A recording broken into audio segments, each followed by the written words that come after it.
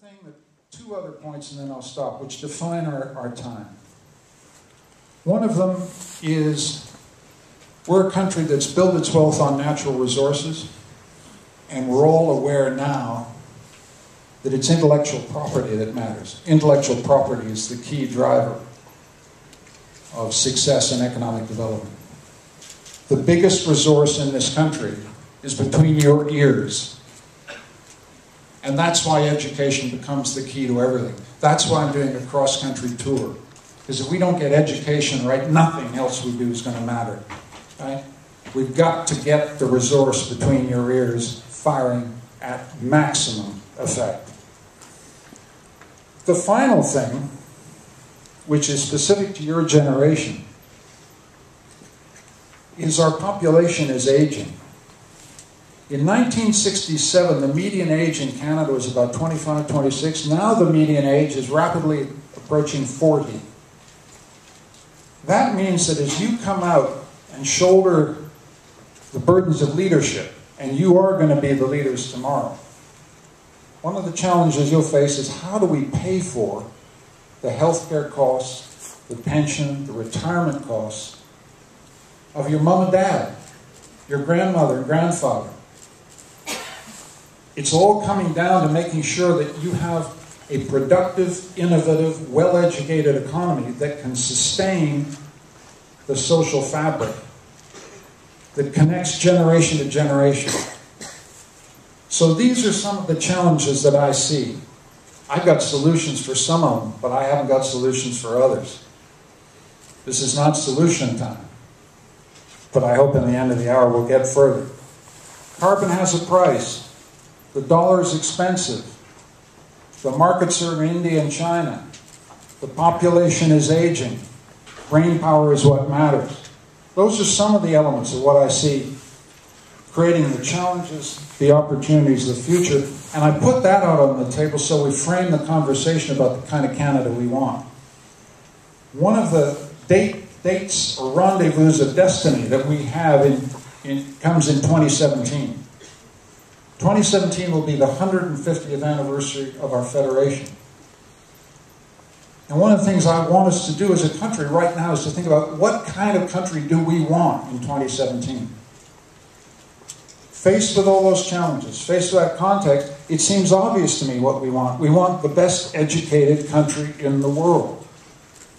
That's why places like Dow, that's why places like NSCC, where I was this morning, that's like all the places I'm going right across the country, and I'm doing 10 more till I get to Vancouver, more dead than alive on Friday night. Because this is where the future is being created, right in these institutions. We have to be the best educated country in the world. We have to bet the store on your education, the education of people who come after you. We have to be the most energy efficient society in the world, which means we have to be the greenest economy on the planet, even to survive, even to provide that health care and retirement benefits for our parents.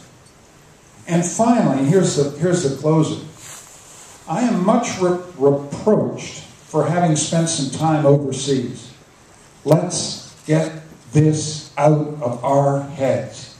This country needs to be the most international society in the world, the most outward turned society in the world, if we're going to play in the big leagues.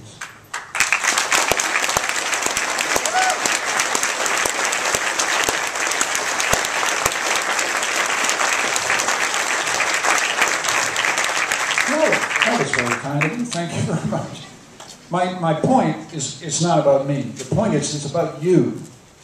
I want everybody in this room to have the experience of going overseas and coming back and bringing back to Canada what you've learned from overseas. I want everybody in this room, and 20% of this room will have come from families that were born in other countries. This is the strength and richness of this country. This is what we must celebrate. To make ourselves the best educated country in the world, the greenest and most energy efficient country in the world, and the most international, the most outward turned, the most curious. A Canada that wants to learn from every single other place. Go out, come back. Go out, come back. Go out, come back. That's the vision I have of your lives. Go out, come back. go out and bring stuff back to serve and help and build the country. I'm getting a bit carried away, so I'm going to sit down, and now it's over to you. Thank you for listening.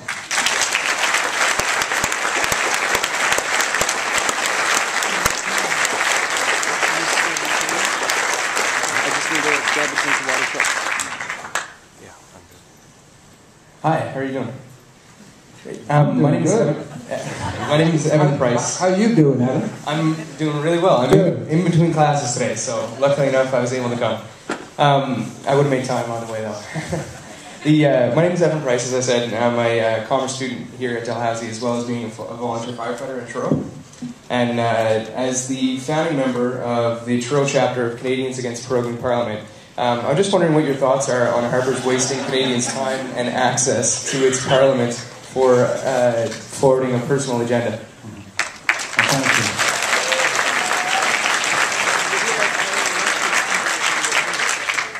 you. Just before I get there, let's all congratulate Evan for being a volunteer fireman. That's a great thing for you.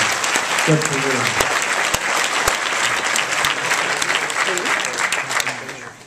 Shutting down Parliament we know why he's doing it. He's doing it to avoid tough questions about the Afghan detainee issue. The hard politics of it is open and shut. He shuts Parliament down with a phone call to the Governor General on New Year's Eve, when he thinks all you're thinking about is a good time on New Year's Eve. So this is the kind of politics that gives politics a bad name. He thinks you don't care.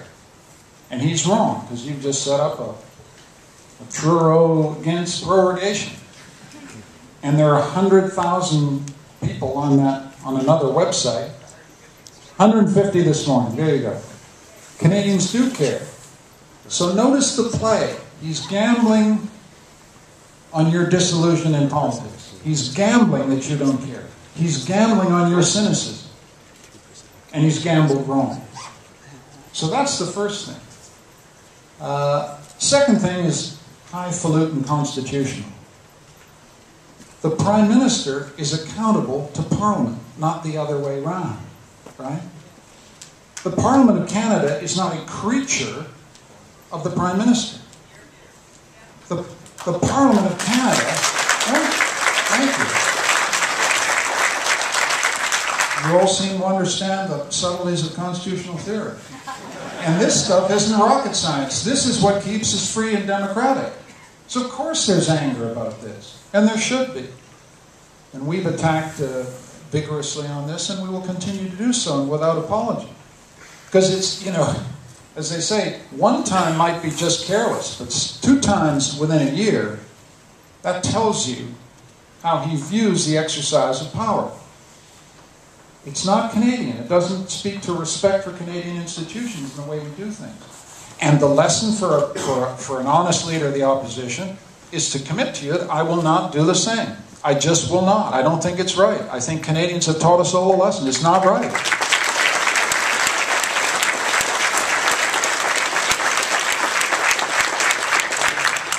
Who's up next? You've all gone shy. Oh no, here.